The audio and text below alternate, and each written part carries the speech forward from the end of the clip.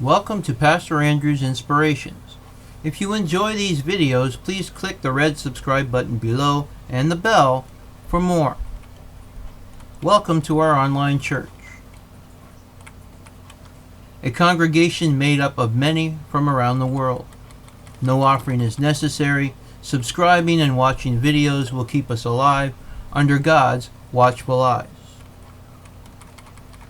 Today, we will be talking about biblical names, starting with H, Part 9. This part consists of 3 sections. This is Section C. The Hebrews continue. By the time of the Roman Empire, Greek Hebraios could refer to the Jewish in general. As Strong's Hebrew Dictionary puts it, any of the Jewish nation, and at other times more precisely to the Jewish living in Judea. In early Christianity, the Greek term refers to Jewish Christians, as opposed to the gentile Christians and Judaizers in Acts chapter 6. In Armenian, Italian, Greek, the Kurdish languages, Old French, Serbian, Russian, Romanian, and a few other languages, the transfer of the name from Hebrew to Jewish never took place. And Hebrew is the primary word used for a Jewish person. With the restoration of the Hebrew language and the rise of the Hebrew Yishuv, the term has been applied to the Jewish people of the re-emerging society in Israel, or the Jewish people in general. The final origin of the term Hebrew remains uncertain. The biblical term Ivri, meaning to traverse or to pass over, is usually rendered as Hebrew in English. From the ancient Greek and the Latin Hebraios, the biblical word Ivri has the plural form Ivrim or Ibram. The most generally accepted hypothesis today is that the text extends Ivri as the adjective formed from ever, meaning beyond or across, or to cross or to traverse, as a description of migrants from across the river, as the Bible describes the Hebrews. It is also supported by the 3rd century BCE Septuagint, which translates Ivri to parates, a Greek word meaning one who came across, a migrant. From pareo, to cross or to traverse, as well as some early traditional commentary. Gesenius ponders it as the only linguistically acceptable hypothesis, the description of peoples and nations from their location. From across the river was common in this region of the ancient Near East. It appears as Eber Nari in Akkadian and Avar Nahara in Aramic. The Aramaic expressions used being quoted verbatim in the Bible. An Aramaic letter sent to the king of Persia in the book of Ezra, or in the book of Nehemiah, sometimes rendered as Trans-Euphrates. Genesis chapter 10 refers to Shem, the elder brother of Ham and Japheth, and thus the firstborn son of Noah, as the father of the sons of Eber, which may have a similar meaning. Some authors argue that Ebri denotes the descendants of the biblical patriarch Eber, son of Shelah, a great-grandson of Noah, and an ancestor of Abraham, hence the occasional Anglicization of Eberites. Since the 19th century CE discovery of the 2nd millennium BCE, inscriptions mentioning the Hebrew, many theories have linked these to the Hebrews. Some scholars argue that the name Hebrew is connected to the name of those semi-nomadic Hebrew people, recorded in Egyptian inscriptions of the 13th and 12th centuries BCE as having settled in Egypt.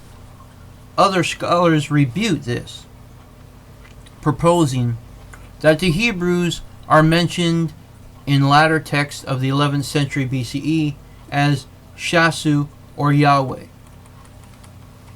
while other scholars consider these two hypotheses compatible. Abiru being a generic Akkadian form parallel to Hebrew. Ivri from the Akkadian equivalent of ever, meaning beyond or across, describing foreign peoples from across the river.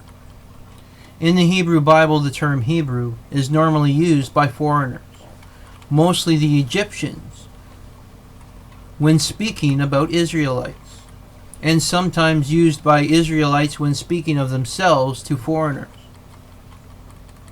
Although Saul does use the term for his fellow countrymen in 1 Samuel chapter 13, in Genesis chapter 11, Abraham is described as a descendant of Eber, or Eber.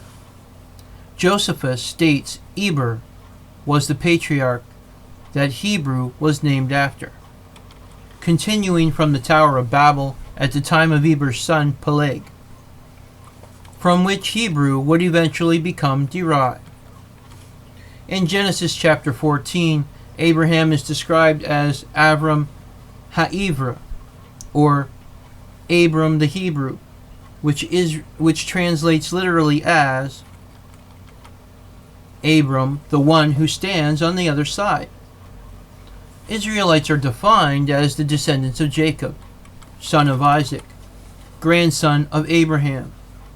Eber, an ancestor of Jacob 7 generations removed, is a distant ancestor of many peoples, including the Israelites, Ishmaelites, Edomites, Moabites, Ammonites, Midianites, Amalekites, and Quatanites.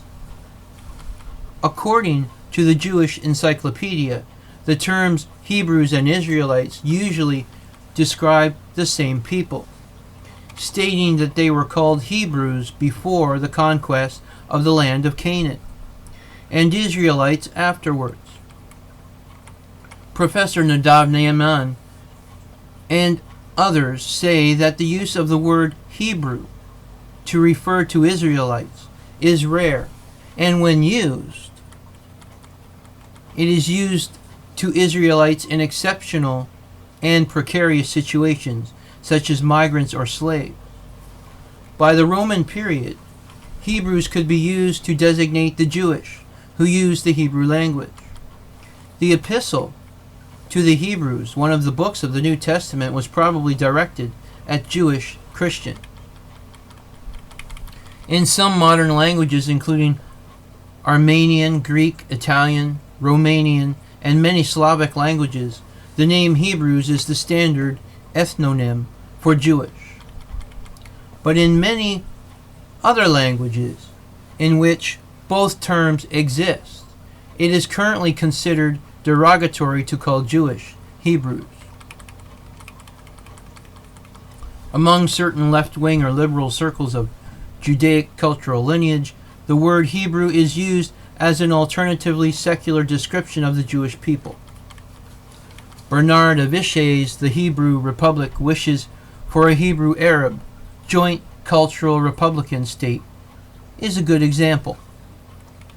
Beginning in the late 19th century, the term Hebrew became popular among secular Zionists.